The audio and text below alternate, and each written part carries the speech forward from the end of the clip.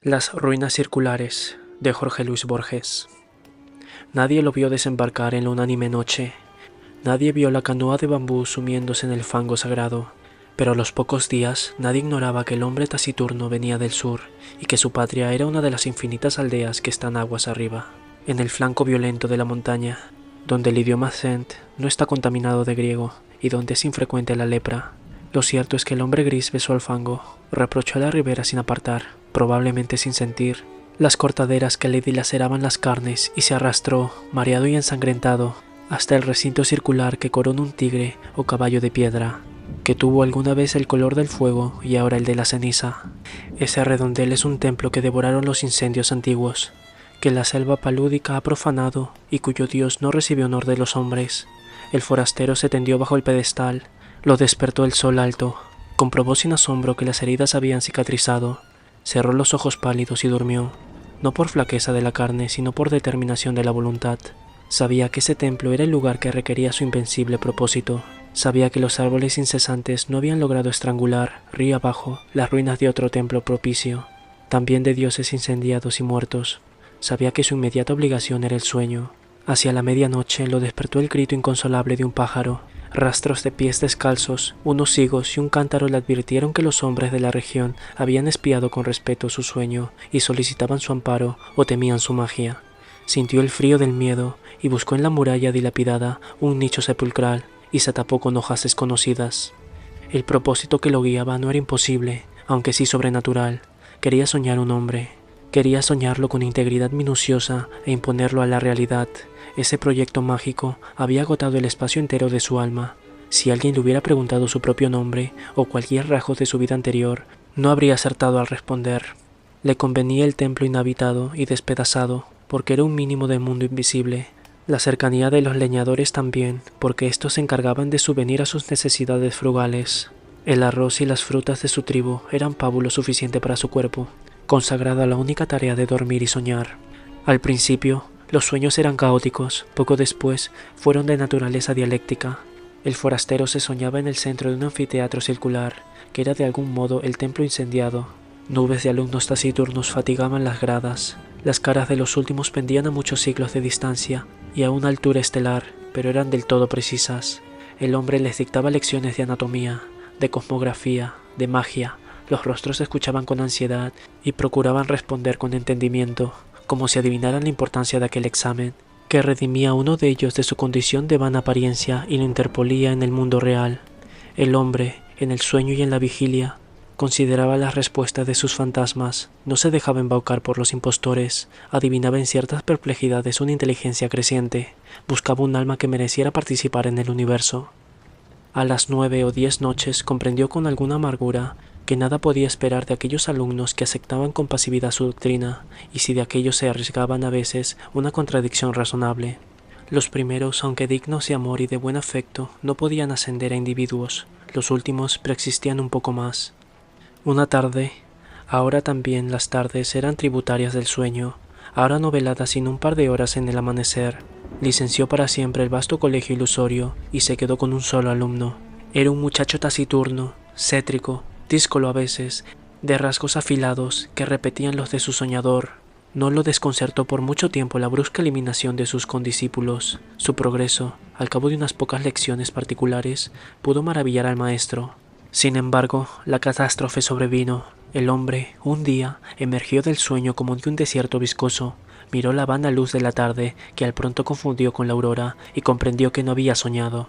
Toda esa noche y todo el día, la intolerable lucidez del insomnio se abatió contra él.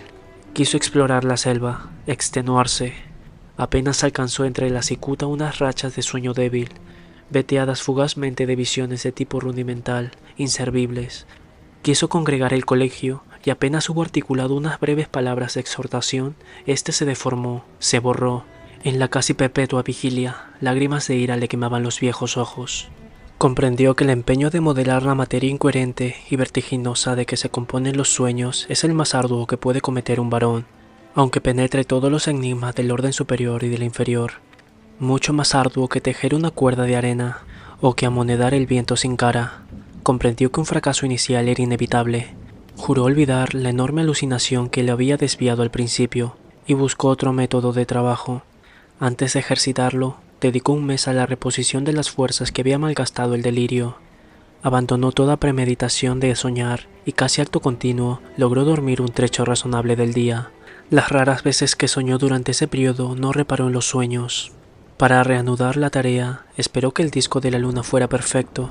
Luego, en la tarde, se purificó en las aguas del río, adoró los dioses planetarios, pronunció las sílabas lícitas de un nombre poderoso y durmió.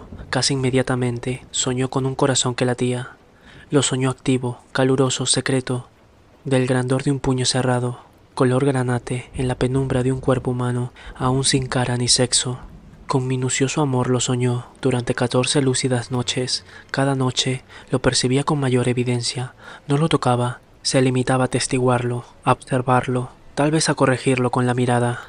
Lo percibía, lo vivía, desde muchas distancias y muchos ángulos. La noche 14ª rozó la arteria pulmonar con el índice y luego todo el corazón, desde fuera y dentro. El examen lo satisfizo. Deliberadamente no soñó durante una noche. Luego retornó el corazón, invocó el nombre de un planeta y emprendió la visión de otro de los órganos principales. Antes de un año llegó el esqueleto, a los párpados. El pelo innumerable fue tal vez la tarea más difícil. Soñó un hombre íntegro, un mancebo, pero este no se incorporaba, ni hablaba, ni podía abrir los ojos. Noche tras noche, el hombre lo soñaba dormido.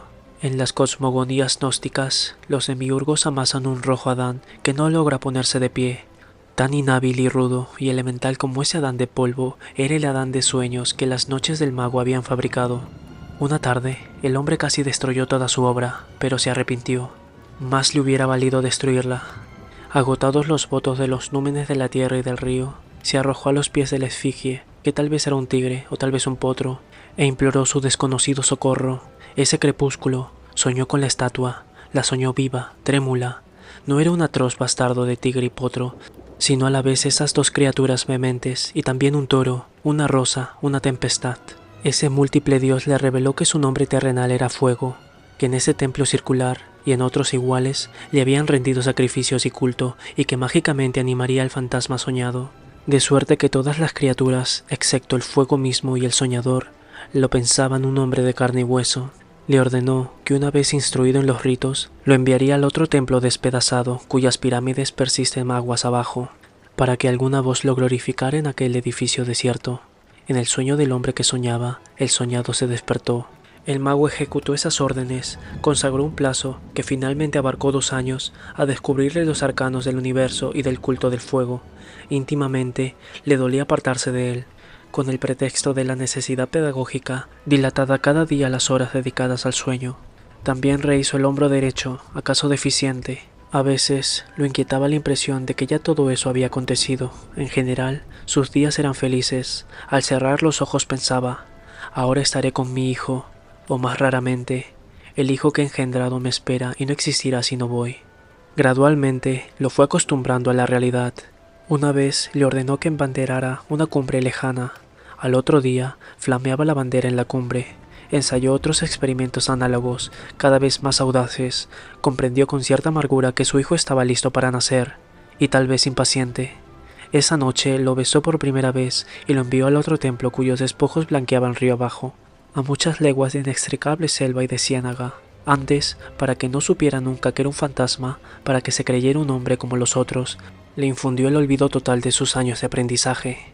Su victoria y su paz quedaron empañadas de hastío.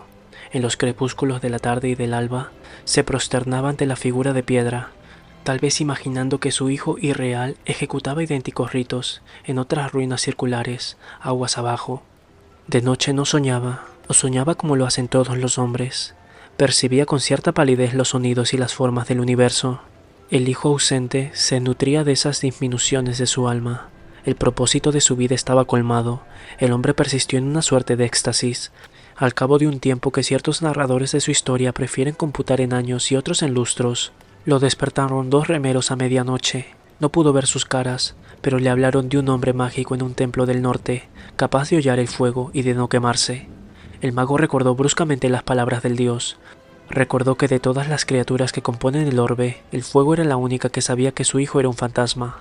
Ese recuerdo, apaciguador al principio, acabó por atormentarlo. Temió que su hijo meditara en ese privilegio normal y descubriera de algún modo su condición de mero simulacro. No ser un hombre, ser la proyección del sueño de otro hombre. ¡Qué humillación incomparable! ¡Qué vértigo! A todo padre le interesan los hijos que ha procreado, que ha permitido, en una mera confusión o felicidad. Es natural que el mago temiera por el porvenir de aquel hijo, pensado entraña por entraña, rasgo por rasgo, en 1001 noches secretas. El término de sus cavilaciones fue brusco, pero lo prometieron algunos signos. Primero, al cabo de una larga sequía, una remota nube en un cerro, liviana como un pájaro. Luego, hacia el sur, el cielo que tenía el color rosado de la encía de los leopardos. Luego las humaredas que arrumbraron el metal de las noches. Después la fuga pánica de las bestias. Porque se repitió lo acontecido hace muchos siglos. Las ruinas del santuario del dios del fuego fueron destruidas por el fuego. En un alba sin pájaros, el mago vio cernirse contra los muros el incendio concéntrico. Por un instante, pensó refugiarse en las aguas, pero luego comprendió que la muerte venía a coronar su vejez y absolverlo de sus trabajos. Caminó contra los jirones de fuego. Estos no mordieron su carne, estos lo acariciaron y lo inundaron sin calor y sin combustión. Con alivio, con humillación, con terror, comprendió que él también era una apariencia, que otro estaba soñando. Fin de Las ruinas circulares.